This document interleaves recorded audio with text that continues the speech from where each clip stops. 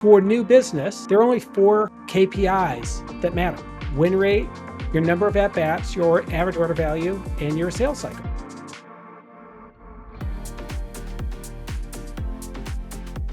Welcome to The Edge for Tomorrow. I'm Tracy, your host, and today I'm joined by John Morris, CEO and founder at Fiscal Advocate.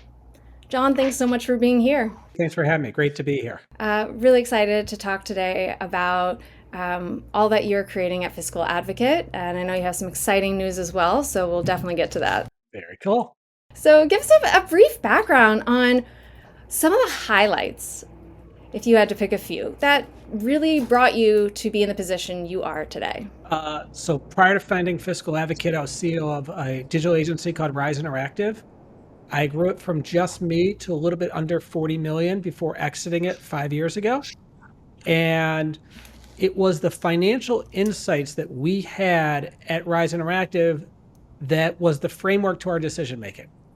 And that was the foundation of how I found Fiscal Advocate. Was I believe I can help companies grow faster, be more profitable, grow their cash by learning how to leverage their financial data to improve their decision making. So my past is how became my future. Yeah. What were some of your favorite learned lessons from having a successful exit around 5 years ago? In terms of like growing the business, it's funny. I owned a digital marketing agency, and we spent as a percent of revenue substantially more on sales and marketing than anyone else in the industry.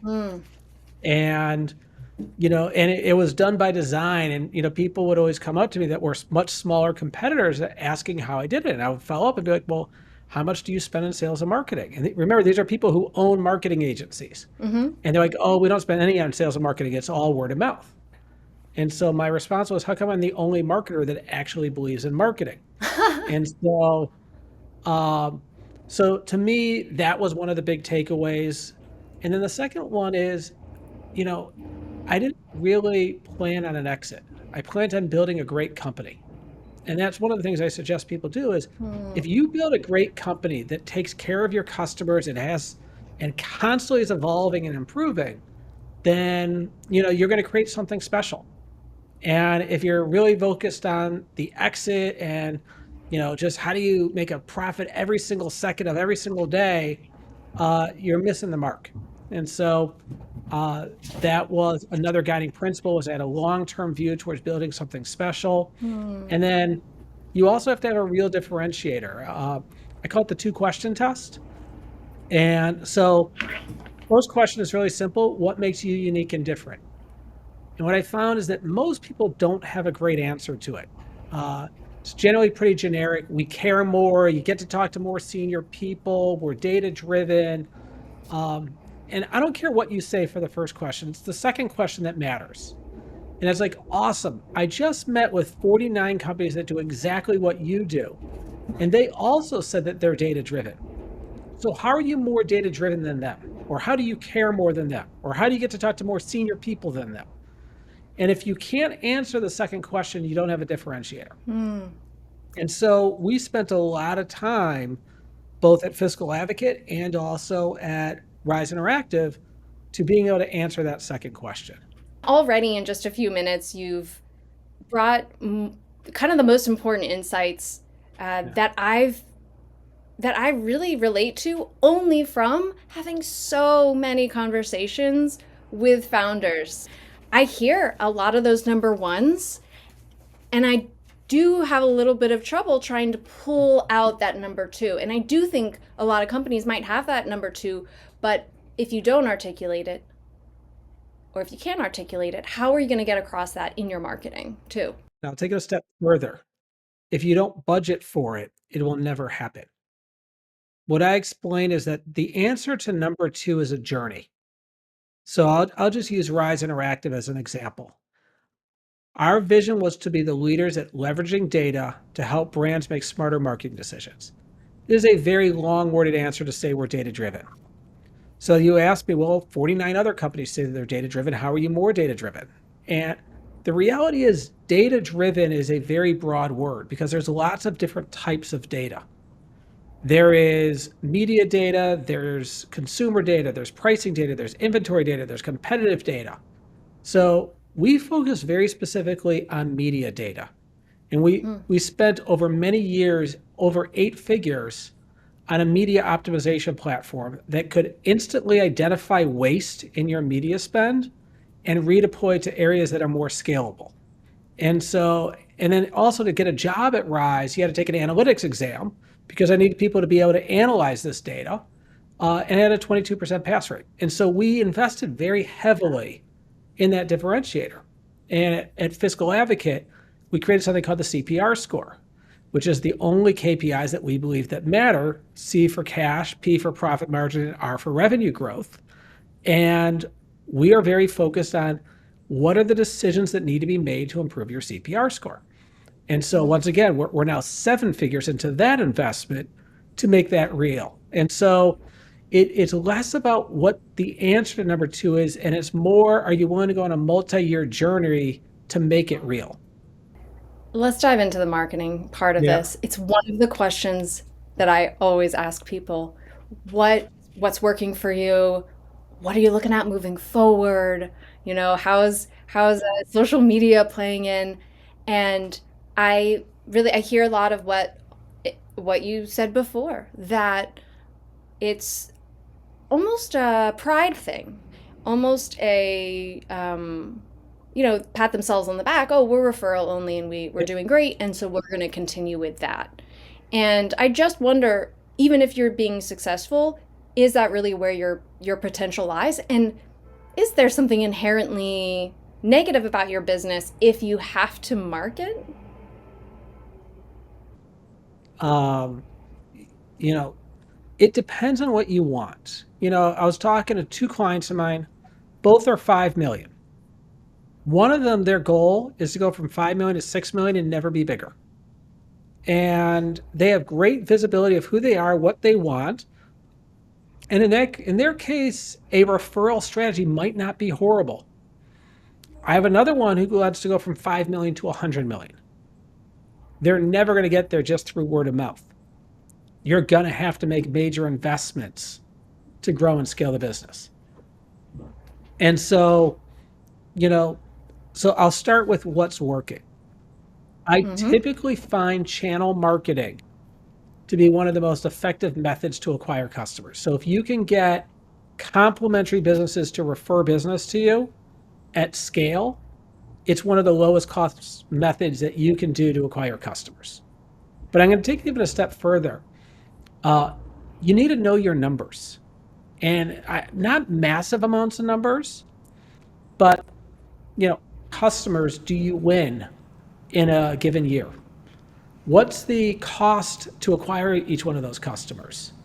What is the break-even analysis? Meaning, if it's monthly recurring revenue, how many months do you have to hold on to this customer in order for you to get a good return?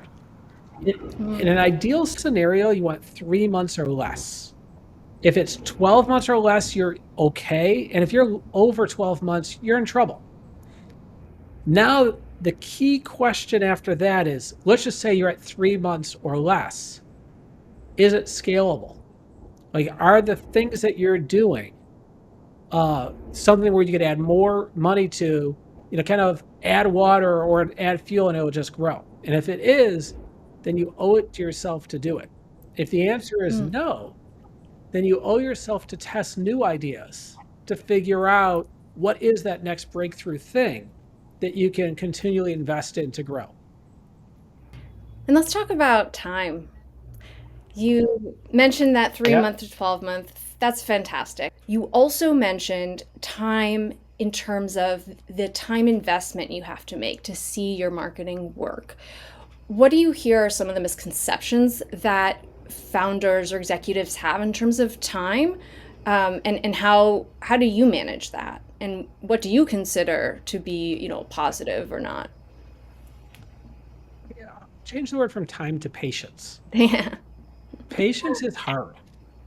Uh, you know, in every single thing that you're doing, you need to understand how many months, I doubt we're getting to years, but how long of a time period do you need before you could evaluate if something was successful. Mm-hmm. And what I oftentimes see that is happening is that people will pull the plug way too quickly, and they'll give up on it.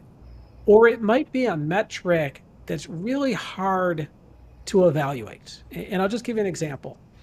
I have not missed a week in terms of posting content that I believe is of high value since August of last year. So I post a minimum of 3 times a week. And I'm very committed to it. I have around 30,000 followers. My phone is not ringing off the hook from this. Oftentimes, I have no idea if people are listening or reading or not. However, uh, I do know that I have a certain volume of impressions that go into the tens of thousands a month. I do know that I get a certain level of engagement. I do know that, it is a very affordable method to keep my name out there Mm-hmm. for a fairly minimal amount of time in terms of the energy it takes for me. Mm-hmm. Now, the other day, I was talking to a channel partner, someone who refers business to me. I don't think he has ever liked a post of mine. I don't think he's ever commented on a post of mine. I have no idea whether he sees these posts or not.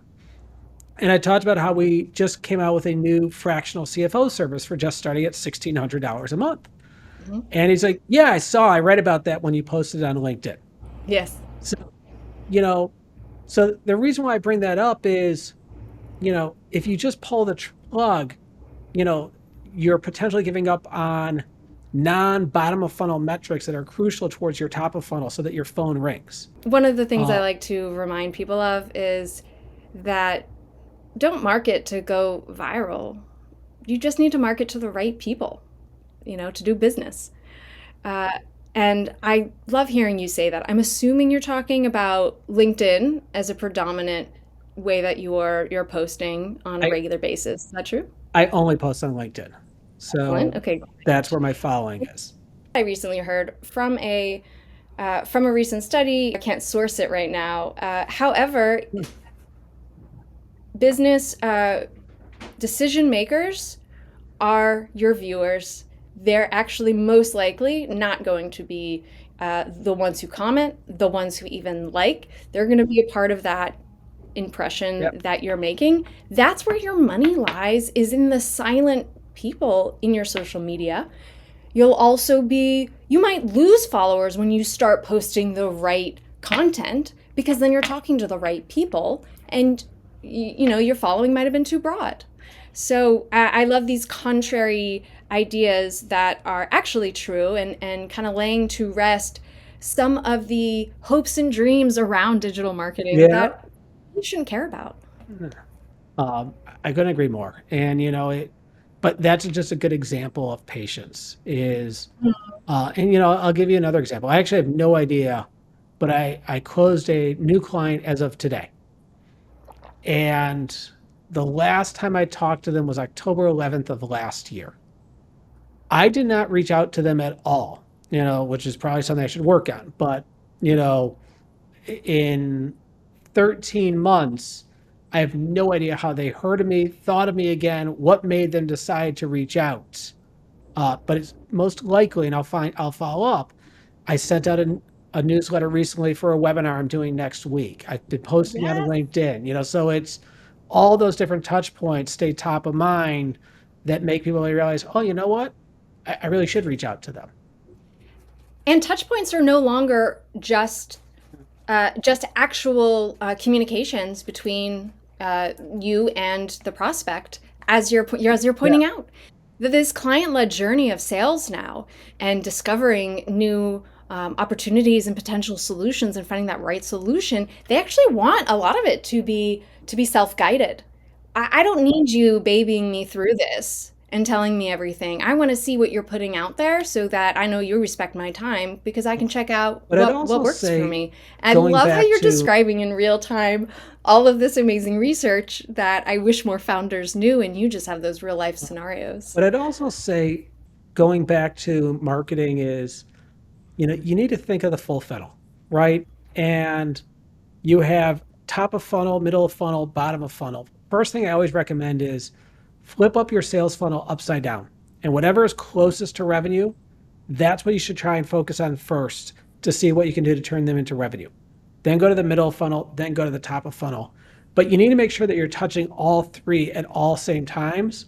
Otherwise, you're just not going to grow. You know, we were able between 2024 and 2025, we reduced our cost per acquisition by 66%, two-thirds down. Ooh. Okay, wait. We got to pause. I love the sales funnel, and I love Yep. the idea that we're hitting all parts of the funnel at once. Absolutely. But let's take it slow down for us. I want to get this visual. So you're flipping it upside down because if you can, is the idea that if you can close some of those people that are in the top of funnel, which is possible, that will close. Sorry, will lower your cost of acquisition. So a couple things. One, you know, depending on if you're sales and marketing or if marketing and sales is separated, but let's just talk about you got revenue goals, and the fast Hmm. path to revenue is whatever's at the bottom of your funnel. And Oh, right, so if you have a contract out there and you're neglecting that contract because you're worried about the next webinar you're going to do and the email campaign you're going to do and posting on LinkedIn and all those things, you're delaying the time period. So I that's see. that's the first thing. The second thing is the numbers are smallest at the bottom of the funnel. And so if you are really focused on where do you spend your time and energy, you might only have 3 to 5 companies that you need to focus on that can make your Right. entire year. I actually did a bunch of analysis on the opposite side where, I'm talking about all the things I did well. I lost 21 deals this year, $95,000 of MRR. What could I have done differently in those 21 deals? Because that would have had a big impact to the year. And so I Right. try to learn those scenarios as well. Right. I love it. You want to make sure that your actions are matching who that's actually going to make a difference for. So I'll actually tell you one of the biggest flaws of digital marketing is that everything is measurable. And for the longest period of time, uh, top of funnel got neglected because if it didn't generate a lead today, then it wasn't worth doing. Ah. And so what I would say is when you're doing a webinar or when you are doing, LinkedIn outreach or an email newsletter or an email drip campaign, or even just a media campaign, as a branding component, if you're expecting like instantaneous leads, it just doesn't work that way. Hmm. What the trick is that it's kind of cool exercise to do. But I'll just give you an example. If you were to go buy a cup of coffee right now, where would you go?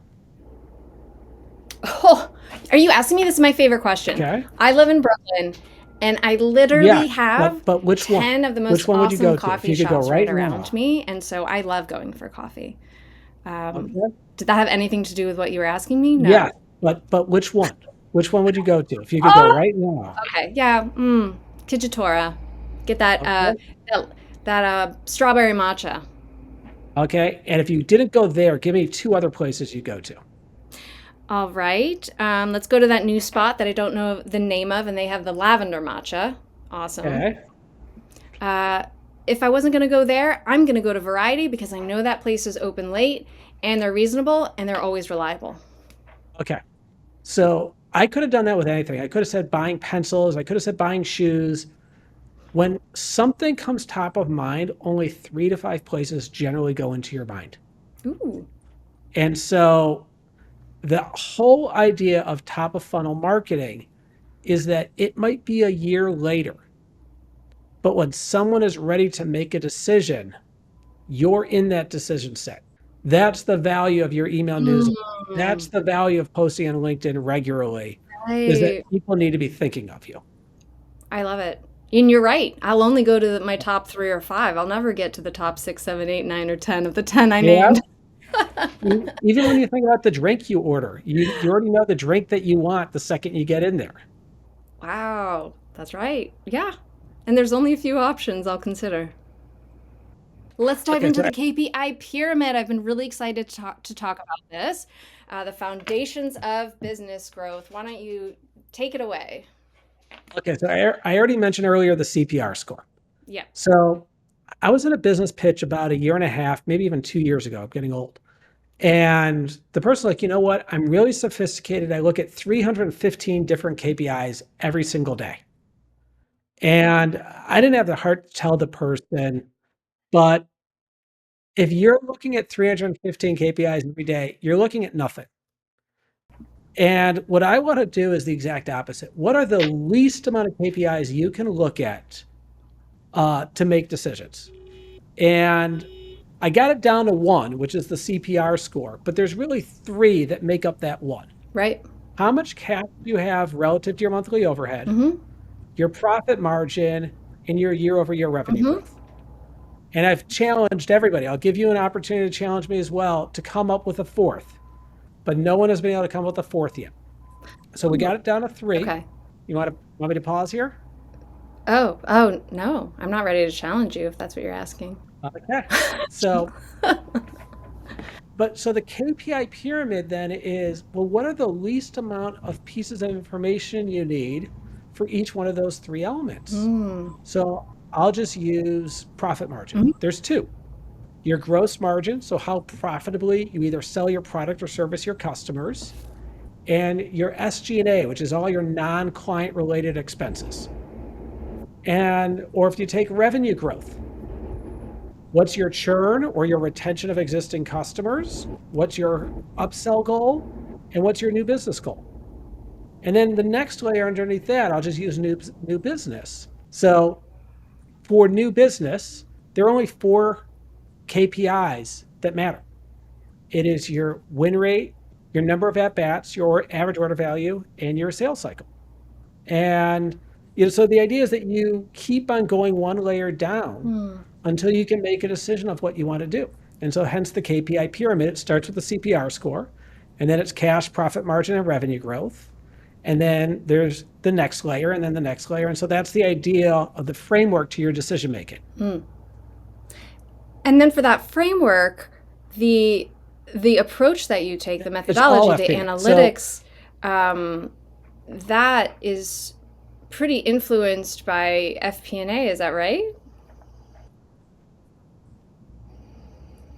If you want to improve your CPR score, okay, just so you know, the score I want you to have in the service-based sector, but you should know the metrics for whatever your sector is. Better write this down. Okay, is a 60. You get 20 points for cash, 20 points for profit margin, 20 points for revenue growth. And in the cash, I want in a savings account 2.5 times whatever your monthly overhead is.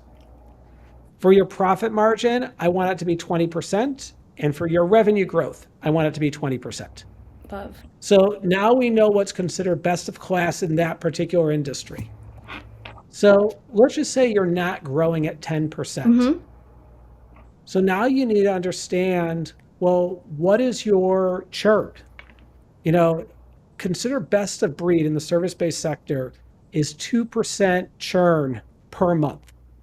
And so if you have, I think, 11 million in churn, 11 million in monthly recurring revenue, Mm-hmm. that means you had to lose $2.81 million in churn, which is a lot, but that's considered best of breed in a service-based sector. Right.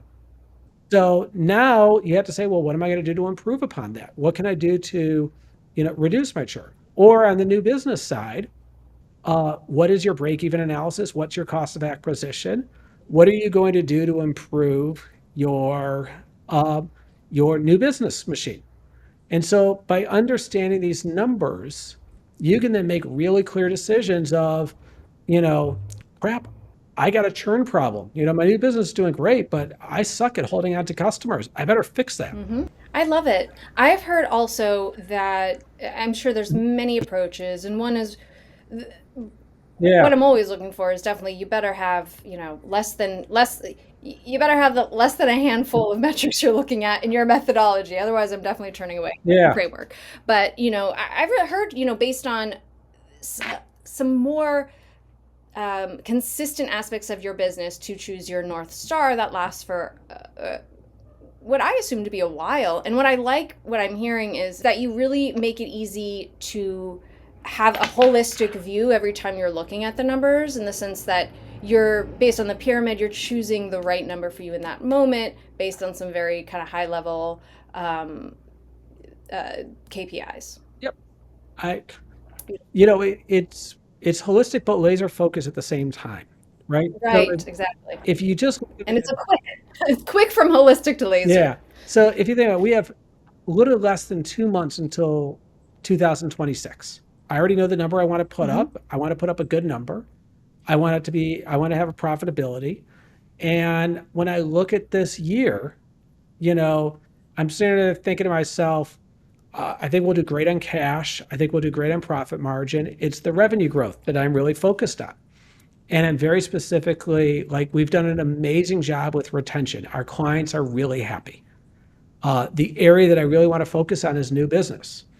And so now I'm sitting there, I'm looking at my Mm-hmm. win rate in 2025 went down from 2024. And I'm really trying to evaluate, why did it go down?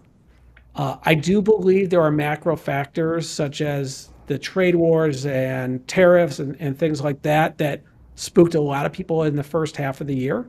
Also, But I some fears of recession. Here's a recession. I deal with a lot of marketing services and tech service companies, and AI is a scary thing. So there, there's a bunch of unknowns that, you know, but if I fully understand that, okay, my conversion rate is going to go down. So am I going to go try and fix my conversion rate, or am I going to go and try and get more at bats? Hmm. And so I'm spending time analyzing the 21 deals that we lost, why we lost them, what I could have done differently, to win them. Some of them, I think I made some pricing mistakes where, although I know that they needed the full solution, I might have been able to give them a partial solution to get started. Uh, so that's just an example of how you can use FP&A. And for those who don't know, FP&A is financial planning analysis. It's like monthly insights, budgeting and forecasting, cash flow analysis. And you use this data to see what you can do better, in your decision making. Right. That's beautiful. Uh, and looking further into 2026, what else are you excited about in 2026? I know you got some great news coming up in January. We're developing a new product called Luca. It is an AI CFO Copilot. And think of it as just like Hmm. ChatGPT, but it can answer any questions you have on your revenue and any questions you have on your expenses. So you can understand information on your clients, your people, the vendors you use, um, your new business. And it was really designed to allow people to get more sophisticated, but meet them where they're currently at, as opposed to having completely ultra sophisticated. And if you want to, it'll also be able to handle the ultra sophisticated. Right. Right. Exactly. Thank you. And what do you see as some exciting opportunities? So we are doubling down and increasing our investment in terms of building out relationships with some key existing partners, as well as building new partners, as kind of our method for fueling growth. The second one is, Hmm. you really focus on taking care of your customers, and you do it year in and year out, you can build something really special. So glad you brought it back to that. It's wonderful to hear. And really, we need to tune in to LinkedIn and follow you to learn. I mean, we barely dived into FP&A, and I think that that's something that people are like, hey, I've been hearing about this FP&A. I got to learn more. Yeah. How to track all these metrics effectively. Moving forward into marketing, you just have so many insights, and we're grateful that we could dive into so much today. Honestly, so much value in so little time. So, John, tell us how we can reach out to you or follow your work. Yep. Yeah, you can definitely follow me on LinkedIn. You can go to fiscaladvocate.com. We have a big resource section there. I also wrote an entire ebook that is all about FP&A. Nice. It's a free ebook. And you can email me, jon@fiscaladvocate.com. And I look forward to staying in touch. Tracy, this has been wonderful. Thank you so much for having me. Great. So thanks so much for being here, John. It was absolutely a pleasure, and yeah, look forward to seeing the rollout of Luca.